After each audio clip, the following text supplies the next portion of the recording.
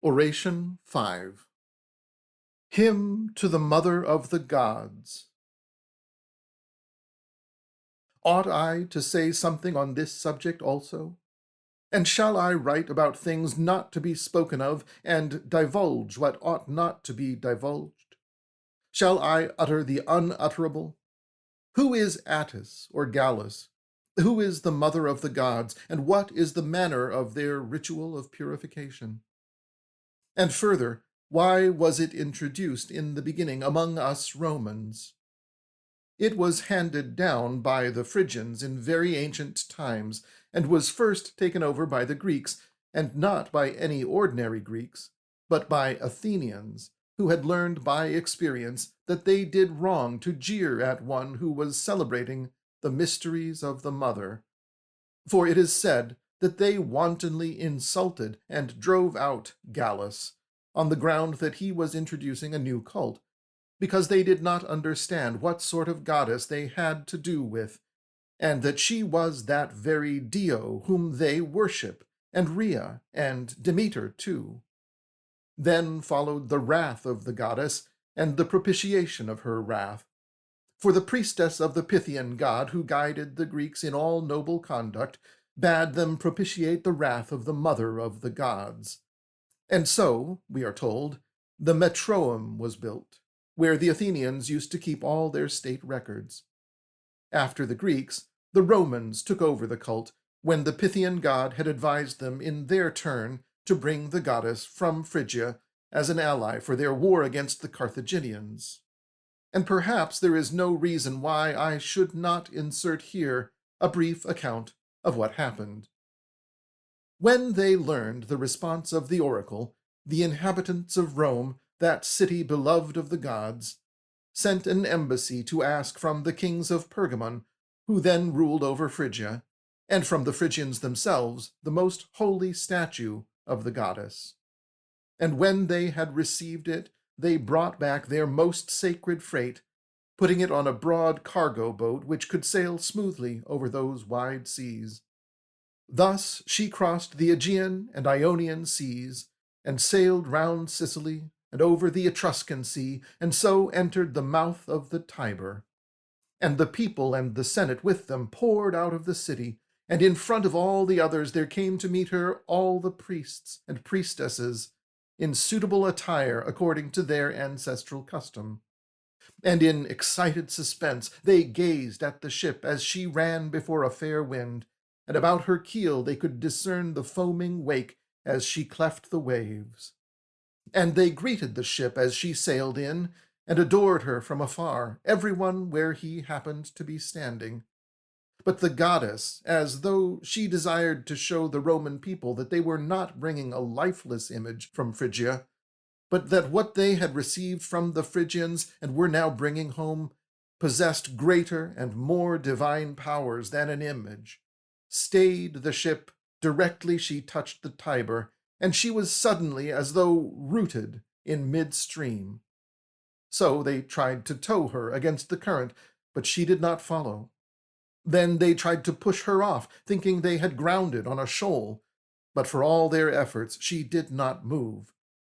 Next, every possible device was brought to bear, but in spite of all, she remained immovable. Thereupon a terrible and unjust suspicion fell on the maiden who had been consecrated to the most sacred office of priestess, and they began to accuse Claudia, for that was the name of that noble maiden, of not having kept herself stainless and pure for the goddess. Wherefore they said that the goddess was angry, and was plainly declaring her wrath. For by this time the thing seemed to all to be supernatural. Now at first she was filled with shame at the mere name of the thing and the suspicion. So very far was she from such shameless and lawless behavior. But when she saw that the charge against her was gaining strength, she took off her girdle and fastened it about the prow of the ship, and like one divinely inspired, bade all stand aside. And then she besought the goddess not to suffer her to be thus implicated in unjust slanders. Next, as the story goes, She cried aloud, as though it were some nautical word of command, "O goddess mother, if I am pure, follow me!" And lo, she not only made the ship move, but even towed her for some distance upstream. Two things, I think, the goddess showed the Romans on that day. First, that the freight they were bringing from Phrygia had no small value, but was priceless, and that this was no work of men's hands, but truly divine, not lifeless clay, but a thing possessed of life and divine powers. This, I say, was one thing that the goddess showed them. And the other was that no one of the citizens could be good or bad, and she not know thereof. Moreover, the war of the Romans against the Carthaginians forthwith took a favorable turn, so that the third war was waged only for the walls of Carthage itself.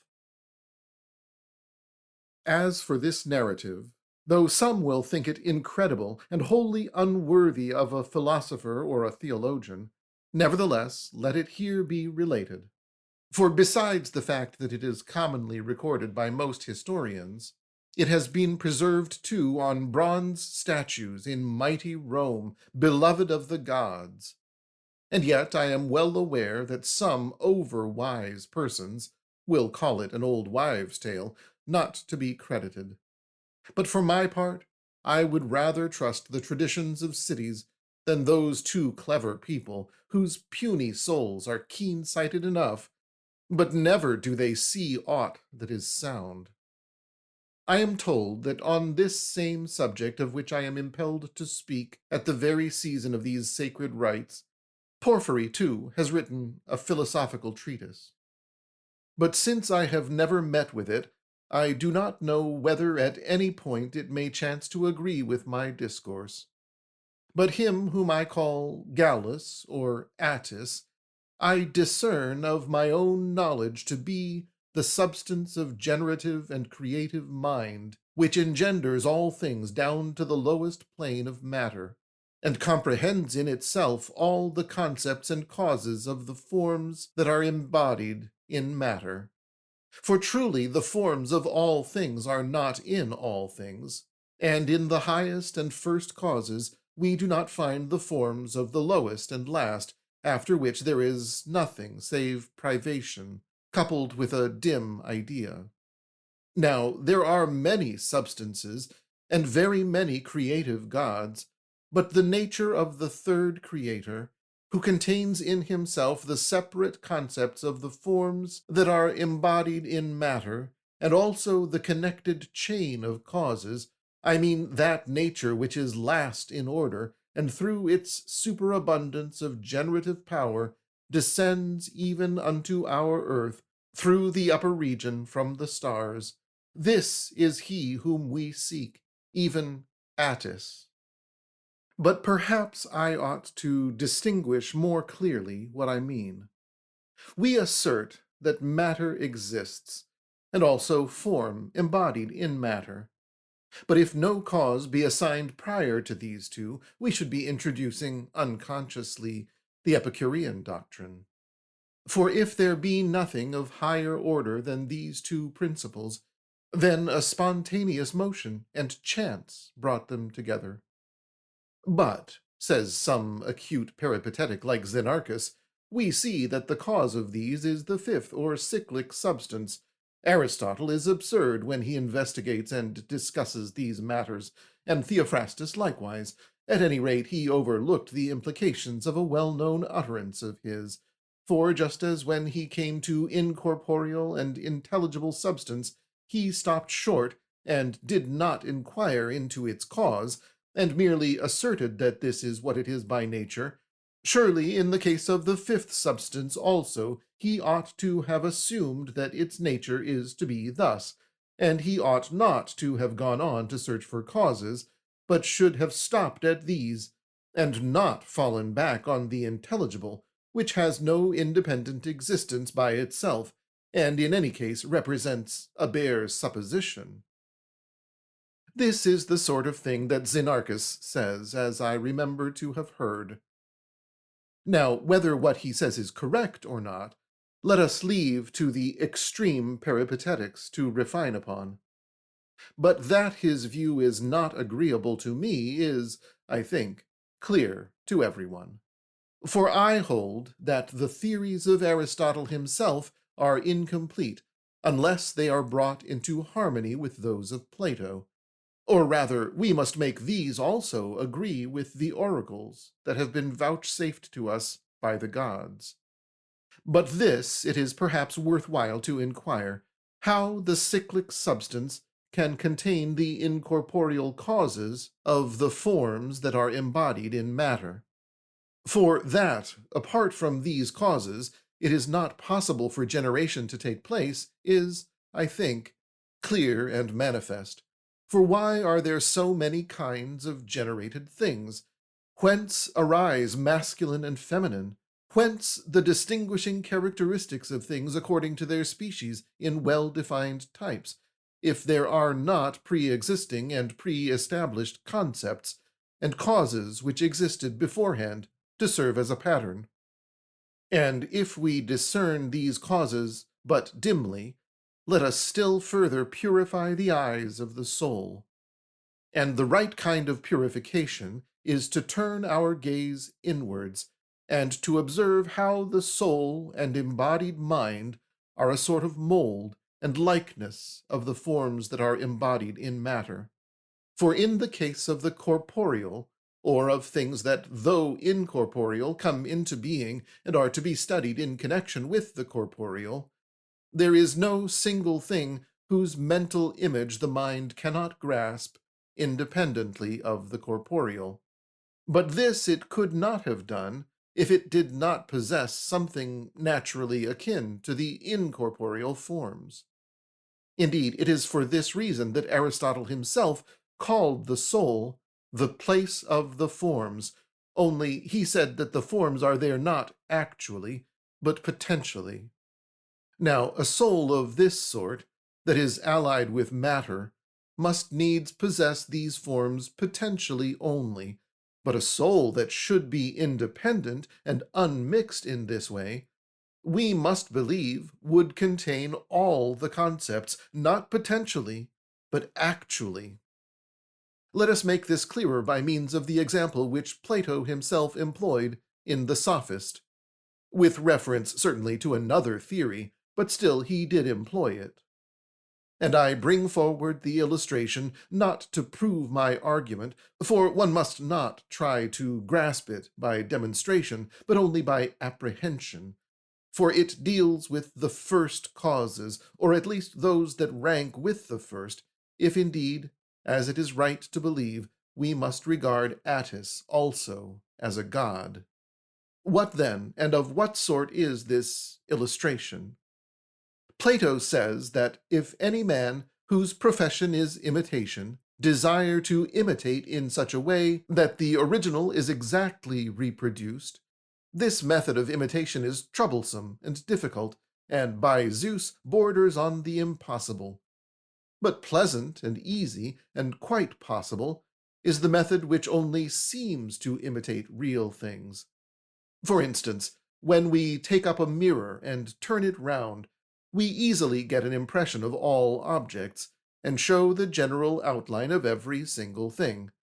From this example, let us go back to the analogy I spoke of, and let the mirror stand for what Aristotle calls the place of the forms, potentially. Now, the forms themselves must certainly subsist actually before they subsist potentially.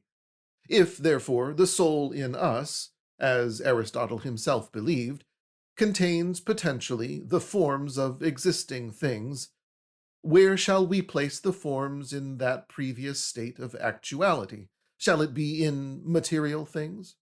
No, for the forms that are in them are evidently the last and lowest. Therefore, it only remains to search for immaterial causes which exist in actuality prior to and of a higher order than the causes that are embodied in matter. And our souls must subsist in dependence on these, and come forth together with them, and so receive from them the concepts of the forms, as mirrors show the reflections of things, and then, with the aid of nature, it bestows them on matter, and on these material bodies of our world.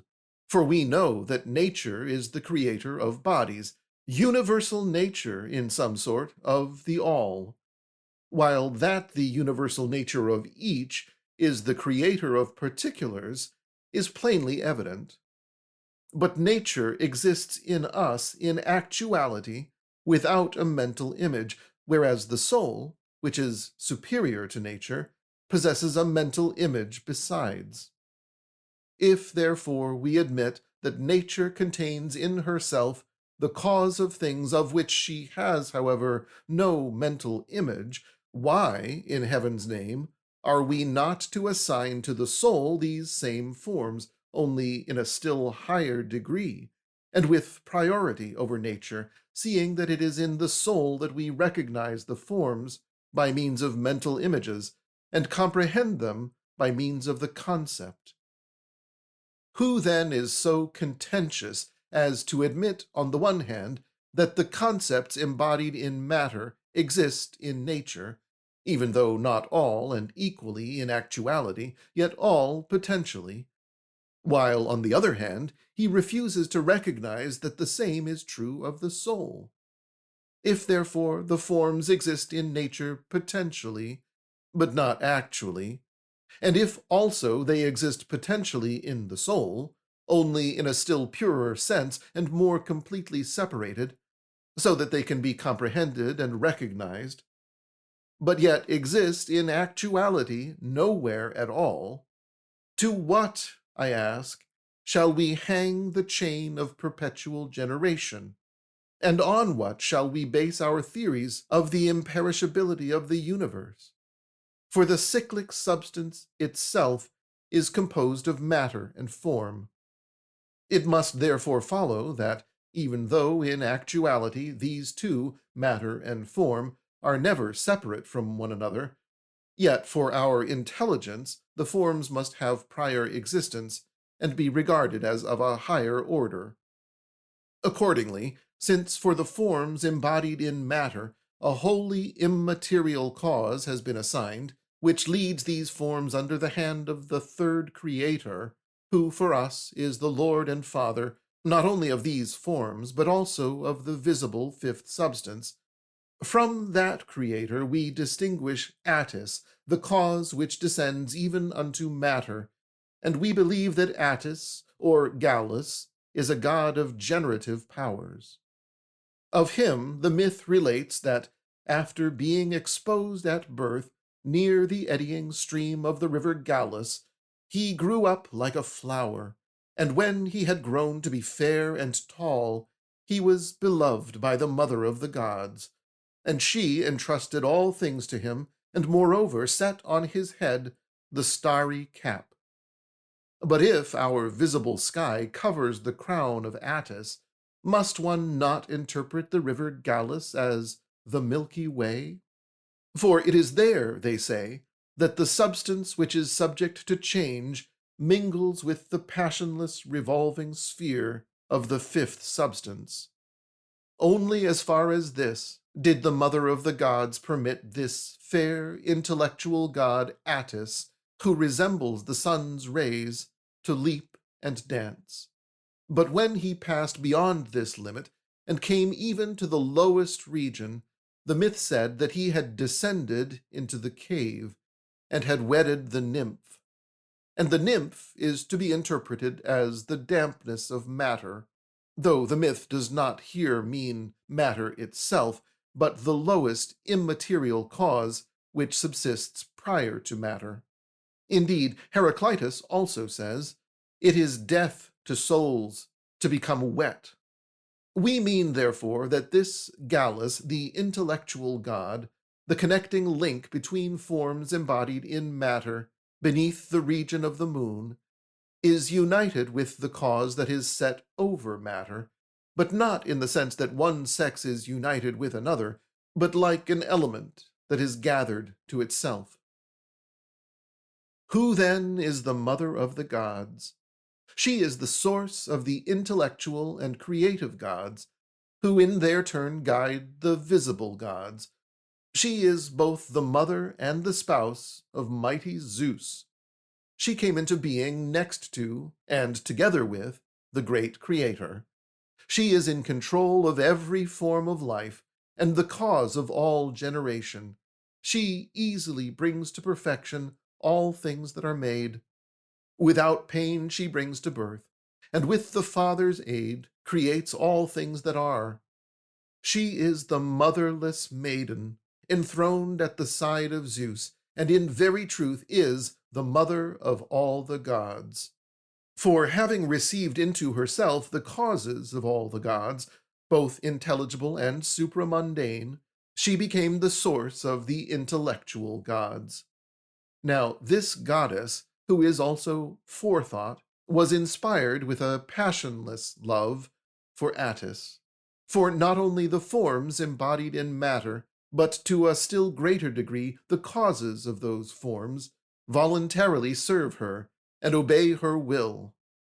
Accordingly, the myth relates the following: that she who is the providence who preserves all that is subject to generation and decay, loved their creative and generative cause, and commanded that cause to beget offspring, rather in the intelligible region. And she desired that it should turn towards herself and dwell with her, but condemned it to dwell with no other thing. For only thus would that creative cause strive towards the uniformity that preserves it, and at the same time would avoid that which inclines towards matter. And she bade that cause look towards her, who is the source of the creative gods, and not be dragged down or allured into generation. For in this way was mighty Attis destined to be an even mightier creation, seeing that in all things the conversion to what is higher produces more power to effect than the inclination to what is lower. And the fifth substance itself is more creative and more divine than the elements of our earth, for this reason, that it is more nearly connected with the gods. Not that anyone, surely, would venture to assert that any substance, even if it be composed of the purest ether, is superior to soul undefiled and pure, that of Heracles, for instance, as it was when the Creator sent it to earth. For that soul of his both seemed to be and was more effective than after it had bestowed itself on a body. Since even Heracles, now that he has returned, one and indivisible, to his father, one and indivisible, more easily controls his own province than formerly, when he wore the garment of flesh and walked among men. And this shows that in all things the conversion to the higher is more effective than the propensity to the lower. This is what the myth aims to teach us, when it says that the mother of the gods exhorted Attis not to leave her, or to love another. But he went further, and descended even to the lowest limits of matter. Since, however, it was necessary that his limitless course should cease and halt at last, mighty Helios, the Corybant, who shares the mother's throne, and with her creates all things, with her has providence for all things, and apart from her does nothing, persuaded the lion to reveal the matter.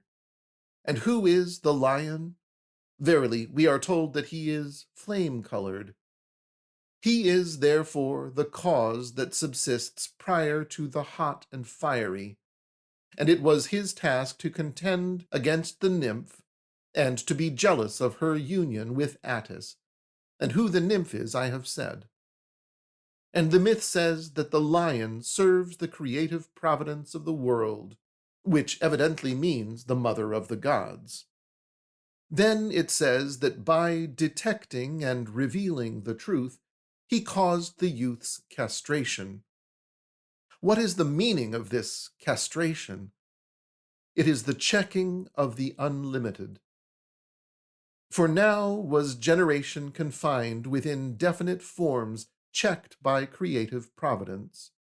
and this would not have happened without the so-called madness of Attis, which overstepped and transgressed due measure, and thereby made him become weak, so that he had no control over himself. And it is not surprising that this should come to pass when we have to do with the cause that ranks lowest among the gods. For consider the fifth substance, which is subject to no change of any sort in the region of the light of the moon. I mean, where our world of continuous generation and decay borders on the fifth substance. We perceive that in the region of her light it seems to undergo certain alterations and to be affected by external influences. Therefore, it is not contradictory to suppose that our Attis also is a sort of demigod, for that is actually the meaning of the myth, or rather, for the universe, he is wholly God, for he proceeds from the third creator, and after his castration is led upwards again to the mother of the gods. But though he seems to lean and incline towards matter, one would not be mistaken in supposing that, though he is the lowest in order of the gods, nevertheless he is the leader of all the tribes of divine beings. But the myth calls him a demigod to indicate the difference between him and the unchanging gods. He is attended by the Corybantes, who are assigned to him by the mother. They are the three leading personalities of the higher races that are next in order to the gods. Also, Attis rules over the lions, who, together with the lion, who is their leader, have chosen for themselves hot and fiery substance, and so are, first and foremost, the cause of fire. And through the heat, derived from fire, they are the causes of motive force and of preservation for all other things that exist. And Attis encircles the heavens like a tiara, and thence sets out as though to descend to earth. This, then, is our mighty god Attis. This explains his once lamented flight and concealment and disappearance and descent into the cave. In proof of this, let me cite the time of year at which it happens. For we are told that the sacred tree is felled on the day when the sun reaches the height of the equinox. Thereupon the trumpets are sounded, and on the third day the sacred and unspeakable member of the god Gallus is severed. Next comes, they say, the Hilaria and the festival, and that this castration, so much discussed by the crowd, is really the halting of his unlimited course, is evident from what happens directly mighty Helios touches the cycle of the equinox, where the bounds are most clearly defined.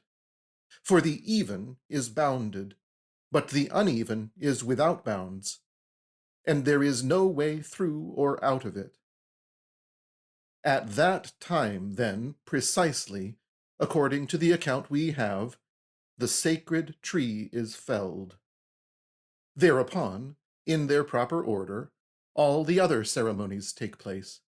Some of them are celebrated with the secret ritual of the mysteries, but others by a ritual that can be told to all. For instance, the cutting of the tree belongs to the story of Gallus and not to the mysteries at all, but it has been taken over by them, I think, because the gods wished to teach us, in symbolic fashion, that we must pluck the fairest fruits from the earth, namely virtue and piety, and offer them to the goddess to be the symbol of our well-ordered constitution here on earth. For the tree grows from the soil, but it strives upwards, as though to reach the upper air, and it is fair to behold, and gives us shade in the heat, and casts before us and bestows on us its fruits as a boon.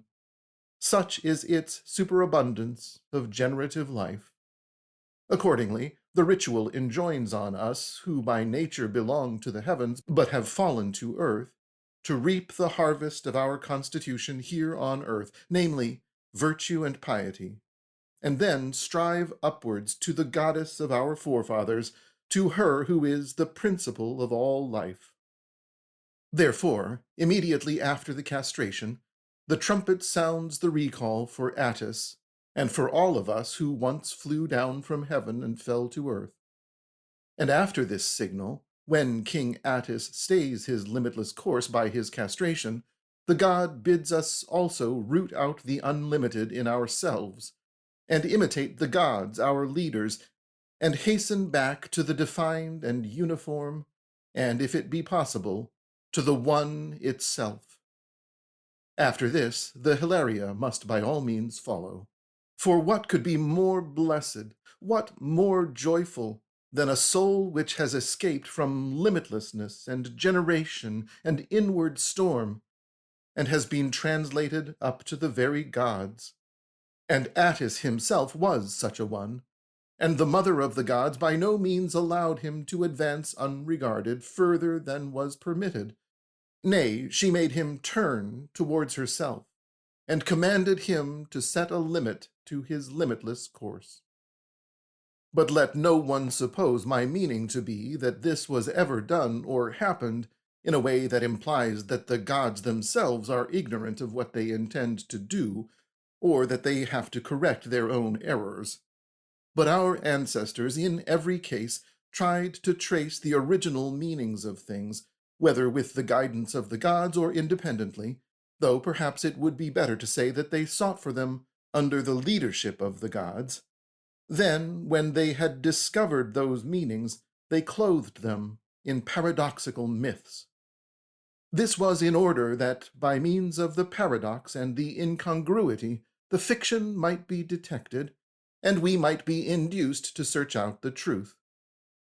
Now, I think ordinary men derive benefit enough from the irrational myth which instructs them through symbols alone.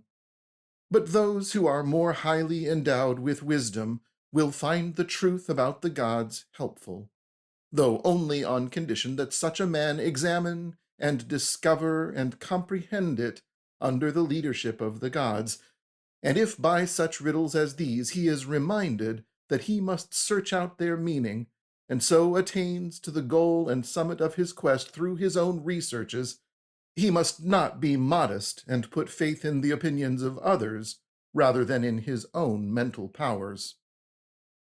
What shall I say now by way of summary? Because men observed that, as far as the fifth substance, not only the intelligible world, but also the visible bodies of our world, must be classed as unaffected by externals and divine, they believed that, as far as the fifth substance, the gods are uncompounded. And when, by means of that generative substance, the visible gods came into being, and, from everlasting, matter was produced along with those gods, from them and through their agency, by reason of the superabundance in them of the generative and creative principle, then the providence of the world, she who from everlasting is of the same essential nature as the gods, she who is enthroned by the side of King Zeus, and moreover is the source of the intellectual gods, set in order and corrected and changed for the better all that seemed lifeless and barren, the refuse and, so to speak, offscourings of things, their dregs and sediment. And this she did by means of the last cause derived from the gods, in which the substances of all the gods come to an end. For it is evident that Attis, of whom I speak, who wears the tiara set with stars, took for the foundation of his own dominion the functions of every god as we see them applied to the visible world, and in his case all is undefiled and pure, as far as the Milky Way. But at this very point, that which is troubled by passion begins to mingle with the passionless, and from that union matter begins to subsist. And so the association of Attis with matter is the descent into the cave, nor did this take place against the will of the gods and the mother of the gods, though the myth says that it was against their will. For by their nature the gods dwell in a higher world, and the higher powers do not desire to drag them hence, down to our world. Rather, through the condescension of the higher, they desire to lead the things of our earth upwards to a higher plane more favored by the gods. And in fact, the myth does not say that the mother of the gods was hostile to Attis after his castration, but it says that though she is no longer angry, she was angry at the time on account of his condescension, in that he who was a higher being and a god had given himself to that which was inferior. But when, after staying his limitless progress, he has set in order the chaos of our world through his sympathy with the cycle of the equinox, where mighty Helios controls the most perfect symmetry of his motion within due limits, then the goddess gladly leads him upwards to herself, or rather keeps him by her side. And never did this happen, save in the manner that it happens now, but forever is Attis the servant and charioteer of the mother. Forever he yearns passionately towards generation, and forever he cuts short his unlimited course through the cause whose limits are fixed, even the cause of the forms. In like manner, the myth says that he is led upwards as though from our earth, and again resumes his ancient scepter and dominion. Not that he ever lost it, or ever loses it now, but the myth says that he lost it on account of his union with that which is subject to passion and change. But perhaps it is worthwhile to raise the following question also. There are 2 equinoxes, but men pay more honor to the equinox in the sign of Capricorn than to that in the sign of Cancer. Surely the reason for this is evident. Since the sun begins to approach us immediately after the spring equinox, for I need not say that then the days begin to lengthen, this seemed the more agreeable season. For apart from the explanation which says that light accompanies the gods, we must believe that the uplifting rays of the sun are nearly akin to those who yearn to be set free from generation. Consider it clearly. The sun, by his vivifying and marvelous heat, draws up all things from the earth and calls them forth and makes them grow. And he separates, I think, all corporeal things to the utmost degree of tenuity, and makes things weigh light that naturally have a tendency to sink. We ought then to make these visible things proofs of his unseen powers. For if, among corporeal things, he can bring this about through his material heat, how should he not draw and lead upwards the souls of the blessed by the agency of the invisible, wholly immaterial, divine and pure substance which resides in his rays? We have seen, then, that this light is nearly akin to the god, and to those who yearn to mount upwards, and moreover, that this light increases in our world, so that when Helios begins to enter the sign of Capricorn, the day becomes longer than the night. It has also been demonstrated that the god's rays are by nature uplifting, and this is due to his energy, both visible and invisible, by which very many souls have been lifted up out of the region of the senses, because they were guided by that sense which is clearest of all, and most nearly like the sun. For when with our eyes we perceive the sun's light, not only is it welcome and useful for our lives, but also, as the divine Plato said when he sang its praises, it is our guide to wisdom. And if I should also touch on the secret teaching of the mysteries, in which the Chaldean, divinely frenzied, celebrated the god of the 7 rays, that god through whom he lifts up the souls of men, I should be saying what is unintelligible, yea, wholly unintelligible to the common herd, but familiar to the happy theurgists. And so I will for the present be silent on that subject. I was saying that we ought not to suppose that the ancients appointed the season of the rites irrationally, but rather, as far as possible, with plausible and true grounds of reason. And indeed, a proof of this is that the goddess herself chose as her province the cycle of the equinox. For the most holy and secret mysteries of Dio and the Maiden are celebrated when the sun is in the sign of Libra, and this is quite natural. For when the gods depart, we must consecrate ourselves afresh, so that we may suffer no harm from the godless power of darkness that now begins to get the upper hand. At any rate, the Athenians celebrate the mysteries of Dio twice in the year, the lesser mysteries, as they call them, in the sign of Capricorn, and the great mysteries when the sun is in the sign of Cancer, and this for the reason that I have just mentioned. And I think that these mysteries are called great and lesser for several reasons, but especially, as is natural, they are called great when the god departs, rather than when he approaches, and so the lesser are celebrated only by way of reminder. I mean that when the saving and uplifting God approaches, the preliminary rites of the mysteries take place. Then, a little later, follow the rites of purification, one after another, and the consecration of the priests. Then, when the god departs to the antipodes, the most important ceremonies of the mysteries are performed for our protection and salvation. And observe the following.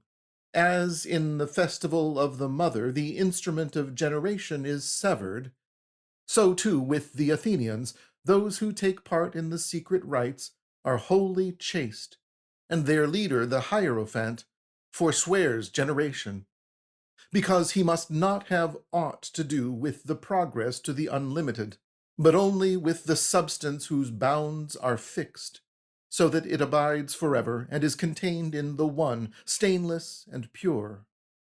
On this subject I have said enough. It only remains now to speak, as is fitting, about the sacred rite itself and the purification, so that from these also I may borrow whatever contributes to my argument. For example, everyone thinks that the following is ridiculous. The sacred ordinance allows men to eat meat, but it forbids them to eat grains and fruits. What, say they, are not the latter lifeless, whereas the former was once possessed of life? Are not fruits pure, whereas meat is full of blood and of much else that offends eye and ear? But most important of all, is it not the case that when one eats fruit, nothing is hurt, while the eating of meat involves the sacrifice and slaughter of animals, who naturally suffer pain and torment? So would say many even of the wisest. But the following ordinance is ridiculed by the most impious of mankind also. They observe that whereas vegetables that grow upwards can be eaten, roots are forbidden, turnips, for instance, and they point out that figs are allowed, but not pomegranates or apples either. I have often heard many men saying this in whispers, and I too in former days have said the same, but now it seems that I alone of all men am bound to be deeply grateful to the ruling gods, to all of them, surely, but above all the rest, to the mother of the gods. For all things I am grateful to her, and for this among the rest, that she did not disregard me when I wandered as it were in darkness. For first she bade me cut off no part indeed of my body, but, by the aid of the intelligible cause that subsists prior to our souls, all that was superfluous and vain in the impulses and motions of my own soul. And that cause gave me, to aid my understanding, certain beliefs which are perhaps not wholly out of harmony with the true and sacred knowledge of the gods. But it looks as though, not knowing what to say next, I were turning round in a circle. I can, however, give clear and manifest reasons in every single case why we are not allowed to eat this food which is forbidden by the sacred ordinance, and presently I will do this. But for the moment, it is better to bring forward certain forms, so to speak, and regulations which we must observe in order to be able to decide about these matters, though perhaps, owing to my haste, my argument may pass some evidence by. First, I had better remind you in a few words who I said Attis is, and what his castration means, and what is symbolized by the ceremonies that occur between the castration and the hilaria, and what is meant by the rite of purification. Attis, then, was declared to be an original cause and a god, the direct creator of the material world, who descends to the lowest limits and is checked by the creative motion of the sun so soon as that god reaches the exactly limited circuit of the universe, which is called the equinox because of its effect in equalizing night and day. And I said that the castration meant the checking of limitlessness, which could only be brought about through the summons and resurrection of Attis to the more venerable and commanding causes. And I said that the end and aim of the rite of purification is the ascent of our souls. For this reason, then, the ordinance forbids us first to eat those fruits that grow downwards in the earth, for the earth is the last and lowest of things. And Plato also says that evil, exiled from the gods, now moves on earth. And in the oracles, the gods often call the earth refuse, and exhort us to escape thence. And so, in the first place, the life-generating God, who is our providence, does not allow us to use to nourish our bodies fruits that grow under the earth, and thereby enjoins that we turn our eyes towards the heavens, or rather above the heavens. One kind of fruit of the earth, however, some people do eat, I mean fruit in pods, because they regard this as a vegetable rather than a fruit, since it grows with a sort of upward tendency, and is upright, and not rooted below the soil. I mean that it is rooted like the fruit of the ivy that hangs on a tree, or of the vine that hangs on a stem. For this reason, then, we are forbidden to eat seeds and certain plants, but we are allowed to eat fruit and vegetables, only not those that creep on the ground, but those that are raised up from the earth and hang high in the air. It is surely for this reason that the ordinance bids us also avoid that part of the turnip which inclines to the earth, since it belongs to the underworld, but allows us to eat that part which grows upwards, and attains to some height, since by that very fact it is pure. In fact, it allows us to eat any vegetables that grow upwards, but forbids us roots, and especially those which are nourished in and influenced by the earth. Moreover, in the case of trees, it does not allow us to destroy and consume apples, for these are sacred and golden, and are the symbols of secret and mystical rewards. Rather are they worthy to be reverenced and worshipped for the sake of their archetypes. And pomegranates are forbidden because they belong to the underworld, and the fruit of the date palm, perhaps one might say because the date palm does not grow in Phrygia, where the ordinance was first established. But my own theory is rather that it is because this tree is sacred to the sun and is perennial that we are forbidden to use it to nourish our bodies during the sacred rites. Besides these, the use of all kinds of fish is forbidden. This is a question of interest to the Egyptians as well as to ourselves. Now, my opinion is that for two reasons we ought to abstain from fish, at all times if possible, but above all during the sacred rites.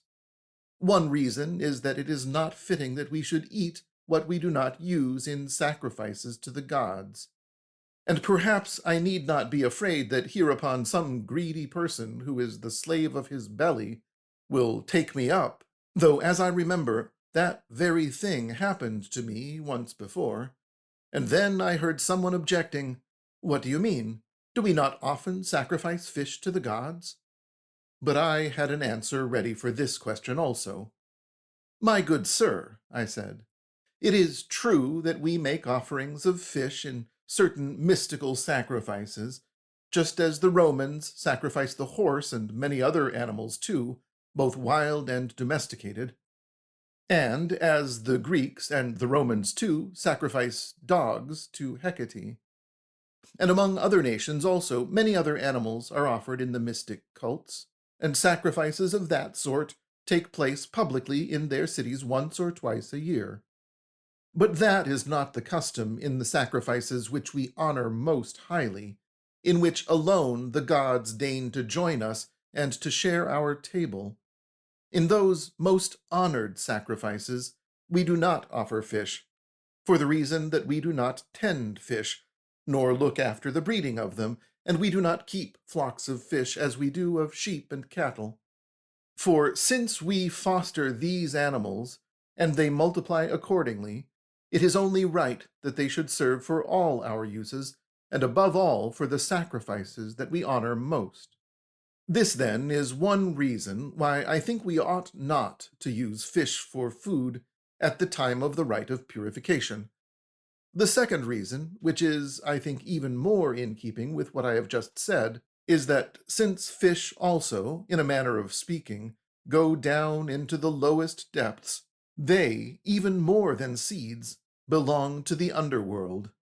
But he who longs to take flight upwards, and to mount aloft above this atmosphere of ours, even to the highest peaks of the heavens, would do well to abstain from all such food. He will rather pursue and follow after things that tend upwards towards the air, and strive to the utmost height, and, if I may use a poetic phrase, look upward to the skies. Birds, for example, we may eat, except only those few which are commonly held sacred, and ordinary four-footed animals, except the pig. This animal is banned as food during the sacred rites, because by its shape and way of life, and the very nature of its substance, for its flesh is impure and coarse, it belongs wholly to the earth. And therefore men came to believe that it was an acceptable offering to the gods of the underworld. For this animal does not look up at the sky, not only because it has no such desire, but because it is so made that it can never look upwards. These, then, are the reasons that have been given by the divine ordinance for abstinence from such food as we ought to renounce. And we who comprehend share our knowledge with those who know the nature of the gods. And to the question, what food is permitted, I will only say this. The divine law does not allow all kinds of food to all men, but takes into account what is possible to human nature, and allows us to eat most animals, as I have said. It is not as though we must all of necessity eat all kinds, for perhaps that would not be convenient, but we are to use first what our physical powers allow, secondly, what is at hand in abundance, thirdly, we are to exercise our own wills. But at the season of the sacred ceremonies, we ought to exert those wills to the utmost, so that we may attain to what is beyond our ordinary physical powers, and thus may be eager and willing to obey the divine ordinances. For it is by all means more effective for the salvation of the soul itself that one should pay greater heed to its safety than to the safety of the body. And moreover, the body too seems thereby to share insensibly in that great and marvelous benefit. For when the soul abandons herself wholly to the gods, and entrusts her own concerns absolutely to the higher powers, and then follow the sacred rites, these two being preceded by the divine ordinances, then, I say, since there is nothing to hinder or prevent, for all things reside in the gods, all things subsist in relation to them, all things are filled with the gods, straightway the divine light illumines our souls. And thus endowed with divinity, they impart a certain vigor and energy to the breath implanted in them by nature. And so that breath is hardened, as it were, and strengthened by the soul, and hence gives health to the whole body. For I think not one of the sons of Asclepius would deny that all diseases, or at any rate very many, and those the most serious, are caused by the disturbance and derangement of the breathing. Some doctors assert that all diseases, others that the greater number and the most serious and hardest to cure, are due to this. Moreover, the oracles of the gods bear witness thereto, I mean that by the rite of purification, not the soul alone, but the body as well, is greatly benefited and preserved. Indeed, the gods, when they exhort those theurgists who are especially holy, announce to them that their mortal husk of raw matter shall be preserved from perishing. And now, what is left for me to say? Especially since it was granted me to compose this hymn at a breath, in the short space of one night, without having read anything on the subject beforehand, or thought it over. Nay, I had not even planned to speak thereof until the moment that I asked for these writing tablets. May the goddess bear witness to the truth of my words. Nevertheless, as I said before, does there not still remain for me to celebrate the goddess in her union with Athene and Dionysus? For the sacred law established their festivals at the very time of her sacred rites. And I recognize the kinship of Athene and the mother of the gods through the similarity of the forethought that inheres in the substance of both goddesses. And I discern also the divided creative function of Dionysus, which great Dionysus received from the single and abiding principle of life that is in mighty Zeus. For from Zeus he proceeded, and he bestows that life on all things visible, controlling and governing the creation of the whole divisible world. Together with these gods, we ought to celebrate Hermes Epaphroditus, for so this god is entitled by the initiated, who say that he kindles the torches for wise Attis, and who has a soul so dense as not to understand that through Hermes and Aphrodite are invoked all generated things everywhere, since they everywhere and throughout have a purpose which is peculiarly appropriate to the Logos. But is not this Logos Attis, who not long ago was out of his senses, but now through his castration is called wise? Yes, he was out of his senses, because he preferred matter and presides over generation, but he is wise because he adorned and transformed this refuse, our earth, with such beauty as no human art or cunning could imitate. But how shall I conclude my discourse? Surely with this hymn to the great goddess. O mother of gods and men, thou that art the assessor of Zeus and sharest his throne, O source of the intellectual gods, that pursuest thy course with the stainless substance of the intelligible gods, that dost receive from them all the common cause of things, and dost thyself bestow it on the intellectual gods.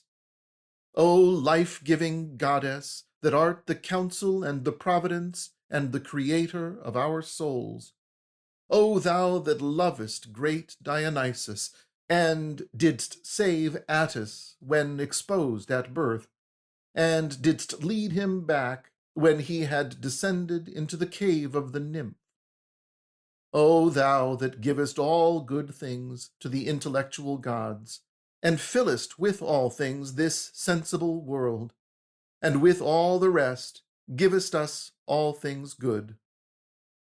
Do thou grant to all men happiness, and that highest happiness of all, the knowledge of the gods, and grant to the Roman people in general that they may cleanse themselves of the stain of impiety. Grant them a blessed lot, and help them to guide their empire for many thousands of years. And for myself, grant me, as fruit of my worship of thee, that I may have true knowledge in the doctrines about the gods. Make me perfect in theurgy. And in all that I undertake, in the affairs of state and the army, grant me virtue and good fortune, and that the close of my life may be painless and glorious, in the good hope that it is to you, the gods, that I journey